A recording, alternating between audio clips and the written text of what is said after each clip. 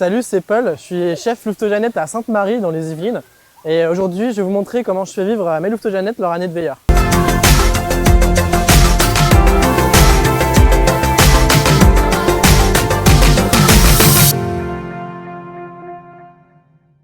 Première étape, les nouveaux veilleurs et veilleuses doivent décoder le secret du grand arbre. 2,10. 4,3. Ensuite, les veilleurs et veilleuses s'organisent à un jeu coopératif tous ensemble. Ça permet de développer leur solidarité et leur esprit d'équipe. C'est un moyen assez ludique de les responsabiliser.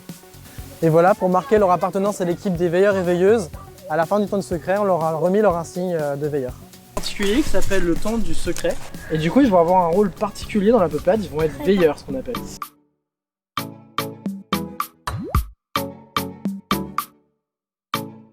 Tout d'abord, les jeunes choisissent un projet qui leur tient à cœur.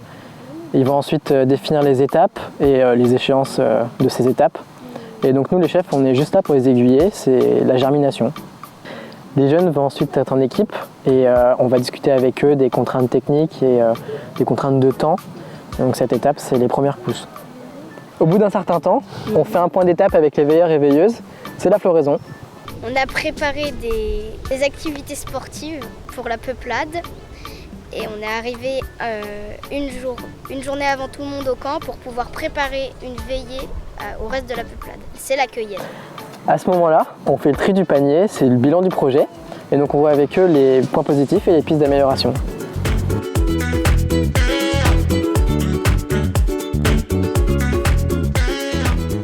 C'est la fin du projet. Et les veilleurs et veilleuses ont rendu service à la peuplade. Donc c'est important de célébrer ça, donc c'est la fête de fin du projet. Pour ne pas oublier ce qu'ils ont vécu et laisser un souvenir pour le reste de la peuplade et les prochains veilleurs, eh bien, ils réalisent la trace. Quand la fin de l'année approche, les veilleurs et veilleuses vont voir la vie en bleu. Ils vont donc voir les scouts et guides pour un temps d'échange et de questions-réponses.